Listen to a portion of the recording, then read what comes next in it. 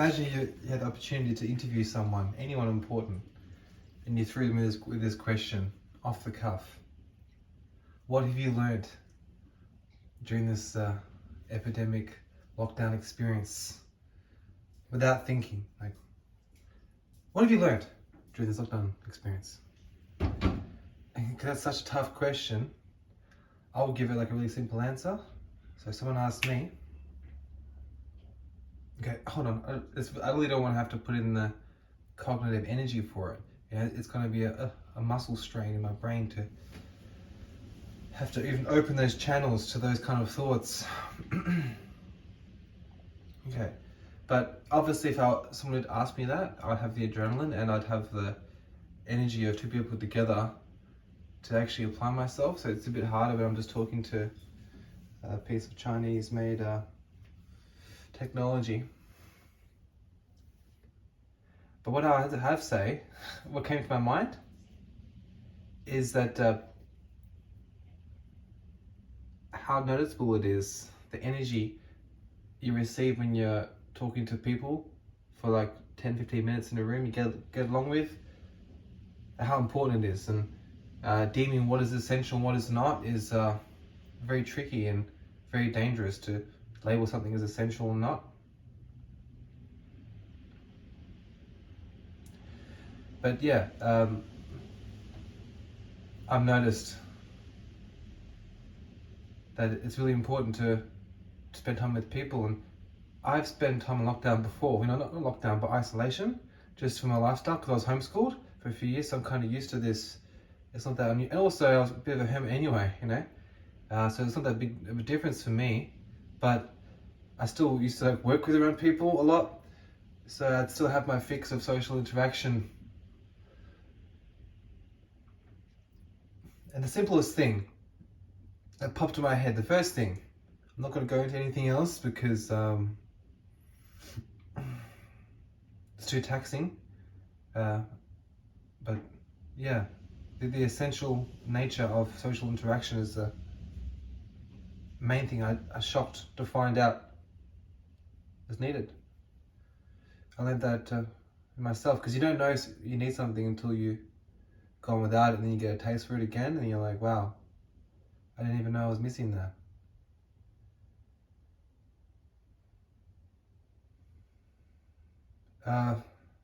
I'm really very lucky because I have a lot of good things going for me, but I'm surprised. Sorry, I don't even want to think about how bad other people are doing. People who don't have a partner, don't have a nice house, don't have a dog, don't have a bit of money, don't have toys, don't have hobbies, like things like.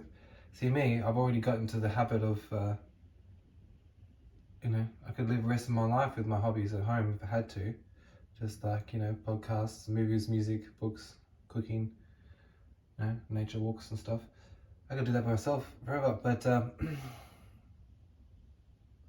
other people not used to that. Some people are totally dependent on social interaction or their work or their lifestyle. They get little getaways to overseas, and everyone has their things that they've, because there's parts of society that are insane, so people have their vice to get through that, no matter what it is, and it's going to the theme park, going to the swimming pool, just sitting in the library and watching people walk past. And to deem what is essential, what is not, in the aim of retreat from an attack is it's very dangerous, because at what point do we imagine the implications of society, and if there's anything going to be left to protect, the houses are still here, but what's the long-term implications? Like, most of us working middle class people, we have this hope that we can save up and eventually start our own business, and then we can have a moment of pride, and then we can kind of take a step back, and maybe go traveling or spend time with the family. But now the economy in the future is so volatile, knowing that it can all be taken away without any good permission or without any public counsel. It makes long-term plans really difficult, because in the past, people had this in the back of their mind, okay, I can get through this moment, I can work 80 hours a week, I can get through the traffic, I can get through the abusive partner. Not that you ever excuse that, ever. No, if you're in that, get out. I'm saying people get through these things knowing they have something in mind, like, you know, this hope that maybe if I apply myself and play my cards right and, you know, have a few strings pulled for me, I can eventually find a little bit of success and be proud of my workplace, of this thing that I've made, and or be contributing, you know, part of the team, and have some pride, and you know that you can build that, and it's, you know, it's something that's strong and vital, and so I just feel like it's really difficult to articulate and imagine, and it's very hard and dangerous and painful to even have to imagine the implications of what's happened on our long-term mental health as a result of this isolation and lockdown, and of the mandatory closure of small businesses, and just what, in our heart of hearts, what has it done for our long-term trust and hope in our ability to, even if it's the Western dream, right? It's like, oh, if I open a business and it does well, and I get my family and their friends, and then it contributes to the community, and you know, then maybe I can go to Spain for 3 months, you know, and have some tapas and, you know, read some Nietzsche in the sun. But now it's like, I mean, I wrote in my list of things I need to do is fold my clothes and put it in the closet, but I'm like, why am I even, you know, making my clothes look formal, like wrinkle, like iron them out, considering I just, you know, it feels like everything, life's in pause mode, and now lockdown's gonna go over. We're gonna go back to, people are, oh, I'm so excited to get restaurant reservations, which is fine, yeah, because some people that's their thing. But I feel like we should kind of reevaluate everything now. We can't just have this work for the weekend lifestyle anymore. I think it's what's made us in this position where now we've been damaged, because we've just I think other cultures have been working harder than us, and now we are made our bed, now we're laying in it. We've you know, been focusing on too much hedonistic values without any virtuous long-term pursuits, and it's made us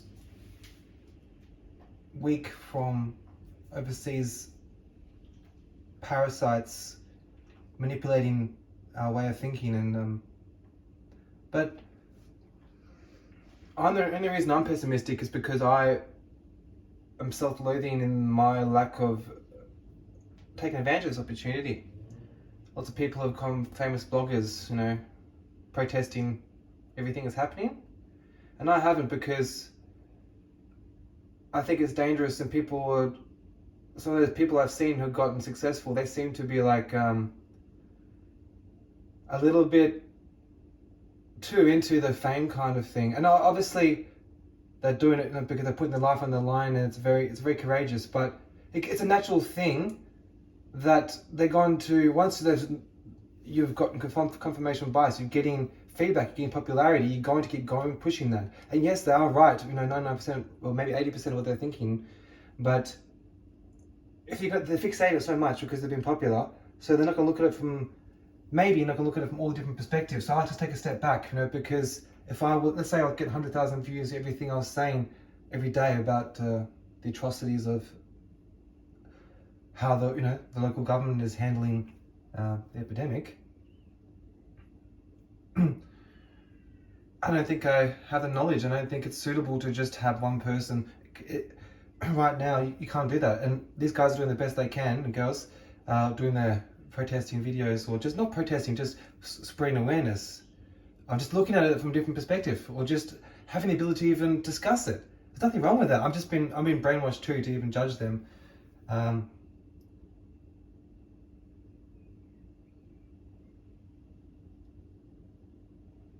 But from what I've been taught in university and stuff, I don't think you're gonna have a proper discussion if you just haven't in lockdown by yourself on Zoom. Like, I think if you're talking about the world's biggest events or the state's biggest events in history, like, this is such heavy stuff, and no one is an expert on this, and you need to have a council of people in a room, like, with real energy and bouncing back feedback and conversation to be able to have some kind of semblance of normality in conversation. Because if you're talking about the world's most intricate issues and you do it on a Zoom and it's not a natural flow of conversation, you may say something that's taken out of context. And because people are so stressed out, like me, and not having their needs met, we are looking for someone to blame. And if you're sitting there feeling weak and you're looking at someone getting 50,000 views, you're going to be like, oh, this bastard, I'm going to yell at them. Which is because we have nothing else to do, right? Because we're, small-minded and stressed out. So, but I don't think it's the best time to try and get famous is through talking about lockdown. Not that these people were trying to do that, but that's what I think I'll be doing. I'm scared that's what I would do. I'm scared if I start talking about it, I'm scared, me personally, all those other people, I can't judge them because I haven't met them. I'll just watch their video in my stressed out state at home. I personally didn't want to start commenting on this because I don't want to open Pandora's box.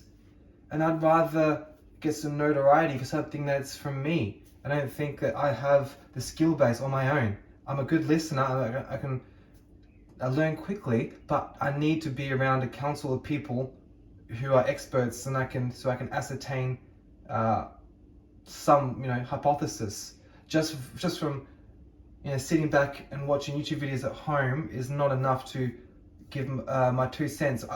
Obviously I could, and I've got hours of things I could put a lot of effort in and be really, really in depth and put a really good perspective on things. But it's too dangerous. And I have high hopes for myself. I have long-term ambitions with my future, and I'm selfish, and I don't want to jeopardize it by getting involved in this volatile situation when I'm not qualified to do so, or just not in my heart of hearts. But yeah, the whole point of this video was to say, I think that we're coming out of quarantine or lockdown, we just need to not just go back to willy-nilly, partying or leisure seeking, or just focusing on even just your regular work and saving, because you need to look outside the big picture now. You need to start being more entrepreneurial, because it's not the same old world. You can't have the 20th century thinking.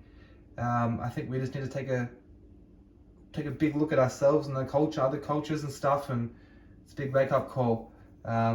It's really hard because we've all been beating ourselves up the past 9 months, like as in lack of exercise, perhaps the gyms are closed, maybe too much fatty foods, not enough sleep, maybe too much alcohol, just lack of socialization, perhaps being depressed. All these things are gonna make it a bit difficult to get into the swing of things straight away. But I feel like it's necessary, because you gotta bite the bullet, and now's the time to sacrifice your personal safety, your personal security, your personal little box of like, this is my world where everything's comfortable and I can just sit here in my misery and everything's fine. Get out of that little comfort zone, and somehow do something, like put down your personal pride, put down your personal happiness for like a little time, a couple months, a year, and just work hard for something bigger than yourself.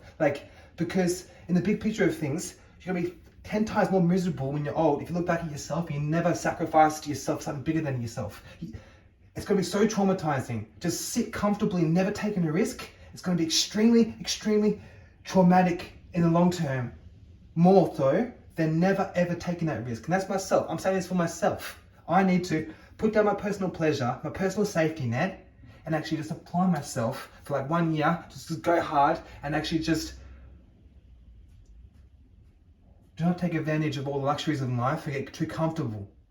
have a balance of comfortable and luxury, but have the perfect balance of like the organizational mindset and the Dionysian mindset, but definitely 80% Apollonian, like organizational. That's necessary for this year. Like, I think we've all had a bit of hedonistic, self-gratification. It's time to give back. It's time to give back, because otherwise, maybe our culture will change too rapidly, we won't even notice. Maybe we'll become something that we never liked and we won't even notice. Maybe we'll like so quickly morph into, our culture will change, and we're not even gonna realize it. Like, the whole world's changing very quickly, and yeah, I just don't think we can go back to just, Taco Tuesday. Yeah, sequel.